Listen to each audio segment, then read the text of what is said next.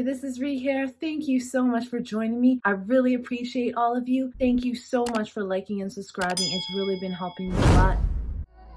And don't forget to check out my website, paradxastrology.com. I am a professional astrologer. I can help you with anything. And right now I have a special on eclipse consultations. So I look forward to hearing from you. And if you'd like to support this channel and like exclusive videos that I don't post on YouTube, feel free to subscribe to my Patreon. Okay, let's get into this video. So this is going to be about the full moon, which is going to be happening on April 5th and April 6th, depending on your time zone. And this is the beginning of a lot of major events. If you watched my video about the April transits, I explain how we have the eclipse coming up, and we also have Jupiter, which is in between the aspect of Saturn and Rahu. And we also have Jupiter, which will soon cause a Jupiter-Chandra yoga. And I will have a separate video for that. This is kind of the beginning of these events occurring. The full moon will be in Virgo, in the nakshatra Hasta. And Hasta has to do with the hands, and that's because the constellation, the ancient seers saw it as the depiction of almost a hand spread. When the hand is spread, we see all the lines on the hand. This is why this nakshatra represents palmistry. And the lines on the hand actually indicate your fate.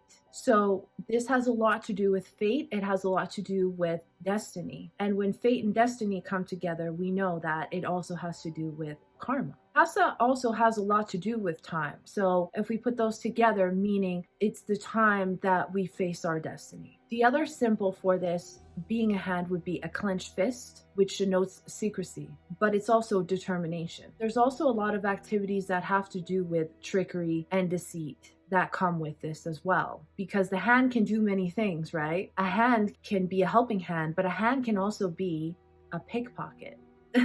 A hand can also be a robber. So it's how you use it with this nakshatra. There's an example from one of the books of nakshatras that I love that has to do with, one of the examples is a businessman doing pottery, and he's doing it to make a living, but he's getting ripped off. And he's not getting paid what he deserves, but he continues doing it. And the businessman that's actually not paying him what he deserves is a Hasta Nakshatra native, and him himself is a Hasta Nakshatra native. So this is the duality between this nakshatra. So it could either be the big businessman that's super corrupt, it's the cheater, or the one being cheated. It's also closely associated with cooperation to achieve something, but not friendship, because this is about business and they lack trust. So it's lacking trust in something. Has to do with anything that's very repetitive, that's really kind of by the clock, which gives us that real Virgo energy of repetition of doing a job, almost robotic like. Now this is ruled by a solar deity, and so this represents the sun before sunrise. So it has the ability to awaken. The potential is to awaken in this as well. That's why this nakshatra is closely tied to things like palmistry and the occult. There are a lot of very great occultists who are Hastas, especially women. So Hasta is the wolf on Wall Street archetype, the one that is scamming his clients in order to get ahead and doesn't care, because all that matters is getting ahead. It's not really about integrity. And that's where the timing and the clock comes in. When you think about Wall Street, there's the bell ringing, there's time, there's limited time, buy, sell. This is all very Hasta. So Savitar, which is the solar deity that rules this, which is the sun, which can also be leaders. So this can also show very corrupt leaders during this time, because all kings back in the day had to be well versed in lying, deceit, gambling, and robbery. So these are things that have to do with the sun that aren't as talked about. So it's almost like having the sun and Mercury, and that can be having a very good time outside, having a good day, a pleasant day, a beautiful day outside, communicating, having fun. So that is one part of this, of the positive side. And this also follows the nakshatra Uttara Falguni, and Uttara Falguni is establishing a family. And this is after you establish a family. What is the routine now that you must get in to keep the family going? Maintenance, if you will.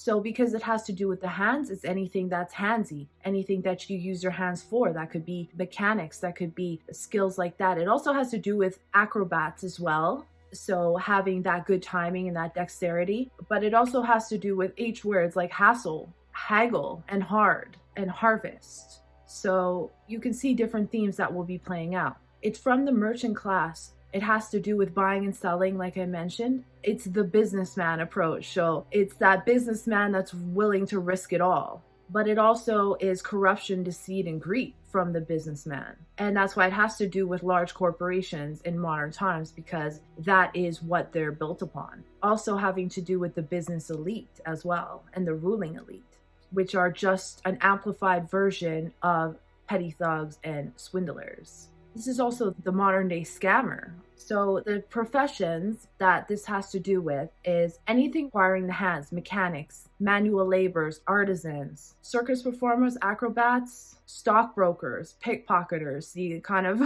a little similarity there sometimes. Carpenters, professional gamblers, has to do with gambling with the stock market and casino type gambling. This is the paper industry. Mercury rules paper money. Now, in my last video, I talked about how with the Mars transit and what I saw with Mercury, that this could be the end of paper money. And in Australia, that is already occurring. And we have the eclipse, which would be visible in Australia. So I could see the other places. I don't have it on hand right now, but the other places will be visible with the eclipse. I could see that happening as well. Casino dealers, anyone working in shares, this could be crypto, all businessmen, clerks, bookies, gamblers, processing, distribution industry, hairdressers, agriculturalists, astrologers, auctioneers, doctors, textile industry, artists, robbers, thieves, all street smart professions. A heavy emphasis on the marketplace and the stock market, which is Wall Street, and any kind of sales. So when it comes to how this is going to go, let's look at the aspects. Now we have Mercury is going to be in Ashwini conjunct Rahu. Mercury is stocks, it's paper, money, it's exchange. It's also health as well. And Ashwini is the celestial healers. It's also a new beginning. Rahu, it's going to be conjunct in the 8th house. Now, that has death, transformation, and that's other people's money. It could also be illegal activity and fraud of other people's money. It could be gambling debts as well. It could cause mental stress. It could cause a lot of actions taken out of ego at this time. There's cause anger, and there could be hidden enemies within this. This could also cause lung or breathing disorders, mental problems, neurological problems, and sexual anxiety. We're going to look at the 2nd house, which has to do with money. Now, ketu will be in the 2nd house, which is almost like a cutting off of either money, family, relationships, savings, because this is in Libra as well. So there'll be some kind of cutting off that has to do with this. The 2nd house, when we do a mundane astrology, has to do with the physical wealth of the nation or the general wealth of the people. It's also the financial institutions, all kinds, like banks, stock exchange, financial markets, and it shows the health of the Federal Reserve.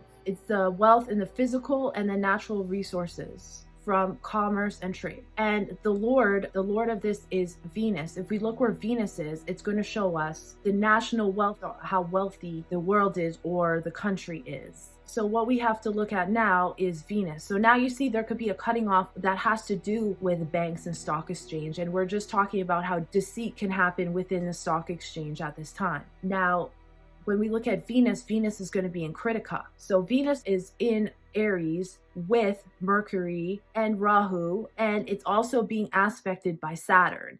Being aspected and being in this, it's losing all of its power right now. Venus won't have its power until it actually goes into Taurus. It'll have more power, and then after, once it goes in Rohini, it'll be much better. But right now, it's in Kritika, which is the cutting off of something. Kritika is the knife, right? And with Kritika, it can show letting go of something, cutting off of something, which has to do with Venus, which is money, which is business, which is the 2nd house. So we're going to see some kind of cutting off of resources. This could have to do with Mercury and Mercury being paper money. There is an upcoming financial crash, and this could kind of be the beginning of that we see. Well, we've been seeing this since the fall, but a lot more financial crash could start occurring. Venus with Mercury and Rahu can cause money and partnerships abruptly being cut off, cutting or penetration. It's all sharp instruments that are used for constructive or destructive purposes, like say scissors or a knife. So there is some elements of things being cut off and people acting out of ego because of this. The story of Kritika, just to sum it up, this isn't the exact story word for word, but they were asking Lord Shiva at the time if he could help destroy the demons. And he said that he didn't want to get involved, but he was going to have a son that was born, and the son would come and destroy the demons. Before the son was even born, the demons were looking for the son. So Shiva sent the son up into the constellation of Kritika, and the wives of the Rashis took care of him and raised him. And so he was safe from the demons. It kind of shows that because everything is so aspected by Saturn and Rahu, it kind of shows that there could be some kind of demon that needs to be cut off. There could be some kind of war between good and evil. With the story, it's a lot of nurturing of the young and taking care of the young. We could feel that the young are not being taken care of, or the children are not being taken care of from those who want to take advantage of them. Make sure during this time that you don't let go of your relationships or business partnerships out of ego. A lot of people will be doing that because right now Jupiter being combust, and between Rahu and Saturn, people are acting out of ego instead of having the knowledge of Jupiter, because the knowledge of Jupiter is being suppressed right now. So don't make any rash decisions during this time. There could also be separations of wives and husbands during this time, just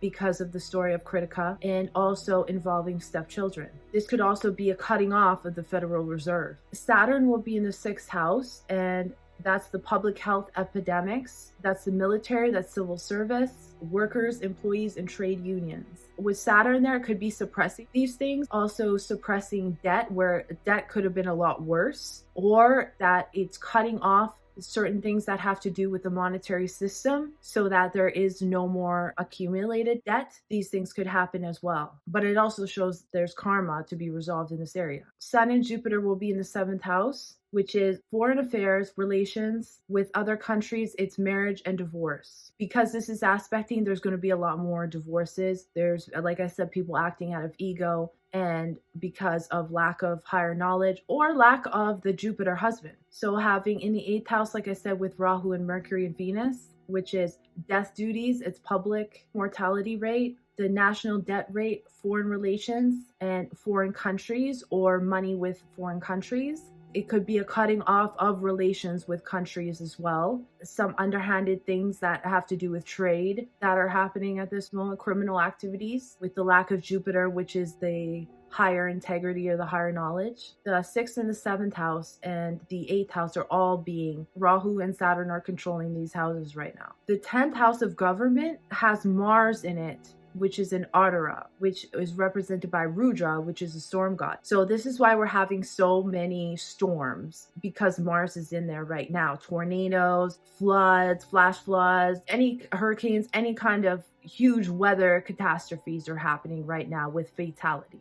But the storm doesn't last long, so that's one thing to keep in mind. Now, the 10th house is government, royalty, and it's the national reputation. So the reputation has a malefic in it, and there's a storm. There's a storm happening to the reputation. And this is also unexpected events as well to the representation of the government. Now, this is also aspecting the 4th house, and the 4th house has to do with the land and the people. This is also the natural resources, the weather, the buildings. And so we're going to have a problem, maybe buildings coming down because of bad weather, this affecting the people because of the bad weather, and also these financial problems will be affecting things as well and affecting the people. The Mars will also be affecting the 5th house, which has to do with children, entertainment, gambling, high society, and ambassadors. This could be aggression towards them, and it's affecting the 1st house, which is the nation as a whole, the world as a whole, the conditions of health and wealth are going down. So in conclusion, you can see that there's a lot to do with the trickster, with the gambler, the stock market, also having Mercury in the 8th house, which